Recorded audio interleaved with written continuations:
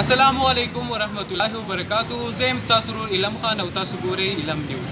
قدرمنو څنګه چې تاسو ته پته ده چې د علم نیوز نن د افطارۍ دویمه ورځ ده او علم دسترخوان لګېدل دی. په دغې حوالې سره به د دې د مشرانو سره هم خبرې کوو. زموږ سره اوسئ.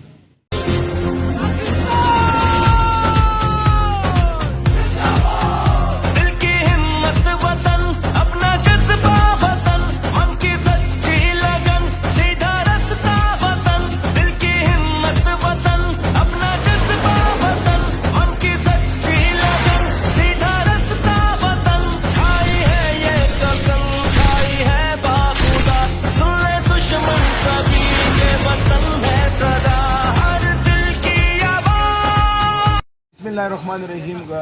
ګرانو ملګرو، زما نوم سیاب خان دی، د علم سکاوټس اوپن ګروپ لیډر یم.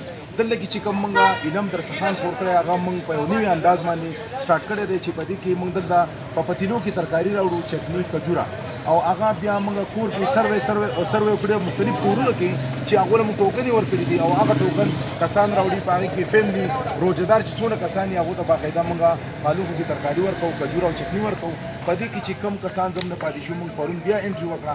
نو ګرانو کتونکو، تاسو چې کوم موږ خلک اینئ او ګورئ اورئ، تاسو مهرباني وکړئ په دې علم درسخان کې د خپل ثواب یو ذریعه جوړه کړئ. په دې کې چې تاسو څه نمونه دغه ورکوئ، دال ورکولی شئ، شوپړ ورکولی شئ، غوړي ورکولی شئ. دا لازمي نه ده یو سړی د نغدي روپۍ ورکړي.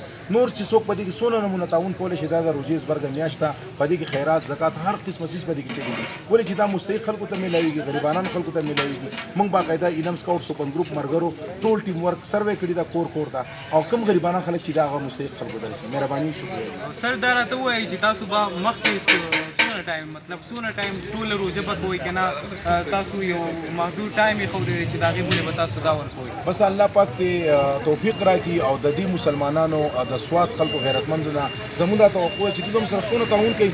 انشاءالله دا درسخان به ورځ خوږېږي، ښکلی کېږي به هم، ترکاري به مزیداره کېږي هم، ځکه روژه ده. په روژه کې خلک لږه ترکاري خوري خو مزیداره خوري. زموږ دا کوشش ده چې مسافت د میاشت وچلو، څونه چې زموږ ملګري تاسو ته مو بار دا وایي چې یار تاسو په دې کې تعاون کوئ، دا ستاسو په تعاون به انشاءالله تر اخره پورې چلېږي. دا وخت زموږ سره موجود دی د علم نیوز چیرمن طارق زین صاحب. د هغوی نه به هم په دې حوالې سره تپوس کوو چې هغو څه وایي په دې حوالې سره. سر السلام علیکم. وعلیکم السلام. سر دې حوالې سره تاسو څه وایي؟ علم خان ډېره زیاته مننه. بالکل څنګه چې تاسو ته معلومه ده چې نن دویمه ورځ چې ده د علم دسترخوان هغه دلته کې شروع ده. او بیا د سیاب خان کوم چې زموږ د علم سکاوټ اوپن ګروپ مشر دی، لیډر دی، د هغه په مشرۍ کې زموږ ټول ملګري چې دي هغه راځي او دلته کې غریبانان خلک چې دي، کوم چې بېوسه خلک دي، د چا چې چار نه کېږي، هغه خلکو ته باقاعده سالن، چټني، کجوره او دغه شانتې کوم خوراکي اړتیا چې دي د افطارۍ دپاره هغه Thank you so much, sir. ډېره مننه کوم.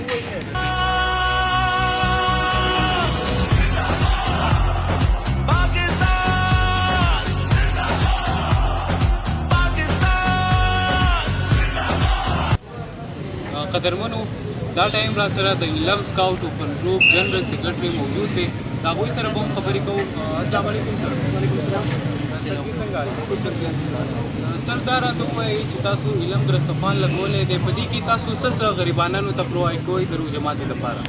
مونږ خو جي مخکې سروې کړې ده 168 کسان کورونه چې دي هغو خاندانونه مونږ د هغې سروې کړې دي، هغو له مونږ ټوکن ورکړی دی، هغو ته مونږ دا پوینټ کولی پارکینګ چې دی دا ورته مونږ خولی دی او هغو ته مونږ ورکوو په ډیلی بیسس باندې. کوم چې روزانه تیارېږي هغو دپاره غوښه ده، هغې کې الو اچوو، دغه شانتې سبزي چې کوم کېږي هغې سره هغه ده، چټني ده ورسره او د کجوره ده. دا ورته مونږ روزانه هر خاندان ته د هغو د حساب مطابق د افرادو مطابق دا پرووایډ کوو. او سر تاسو څونه خاندانونو انټري کړل؟ مونږ 168 خاندانونه انټري کړي دي چې په دې کې زموږ سره ټوټل تعداد چې دی هغه 670 تعداد دی.